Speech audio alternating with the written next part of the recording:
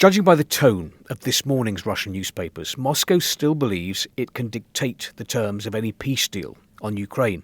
The army paper Krasnaya Zvezda, Red Star, claims we have the initiative on the battlefield, which is why there is little desire in Moscow for a ceasefire to allow Ukraine to hold elections. Moskovsky Komsomolets, why a pause in the fighting to hold presidential elections in Ukraine is not in our interests. A military expert tells the paper, let's be honest, there will be no elections now in Ukraine. We will not agree to a truce because we need the capitulation of Ukraine. There it is in black and white. Russia's goal isn't compromise, it is surrender by Kyiv. The reporter asks, if presidential elections in Ukraine don't take place, do we lose out? The military expert replies, not at all. For us, this is better than having a ceasefire. It's the enemy, not us, who is losing territory every day. But look at how the war is affecting the Russian economy. The headline in Nezavisima Gazeta today, regional budgets have a growing deficit. Regional budget expenditure is growing twice as fast as revenue, as income.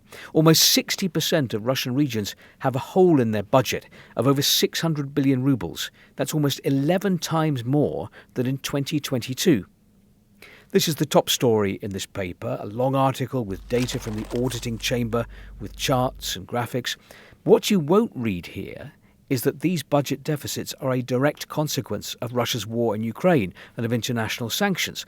But the comparison with 2022, when Russia launched its full-scale invasion of Ukraine, hints at that.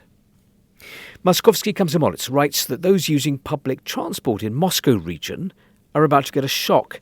From January the 1st, travel on public transport will cost 15.9% more.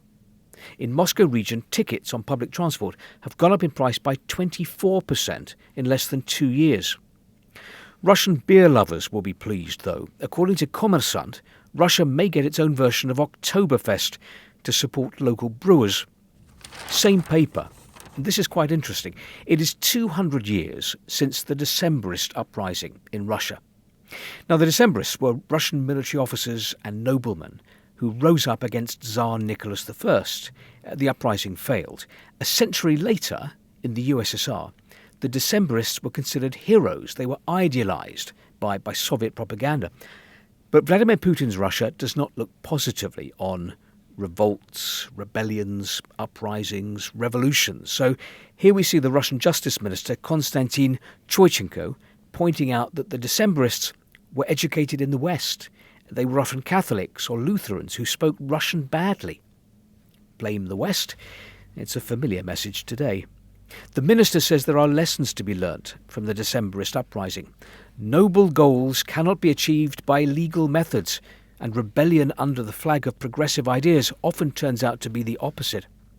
He goes on to say it's important that the state is always strong. The anniversary is on the front page of the Russian government paper, with this article by historian and Putin aide Vladimir Medinsky, who writes this about the Decembrists. Of course they were patriots of the fatherland. Perhaps they over-romanticised their ideas. And as events showed, there were no Robespierres among those who rose up on the 14th of December. That's why it ended like it did. Or to quote the famous phrase, they wanted the best, but it turned out like always.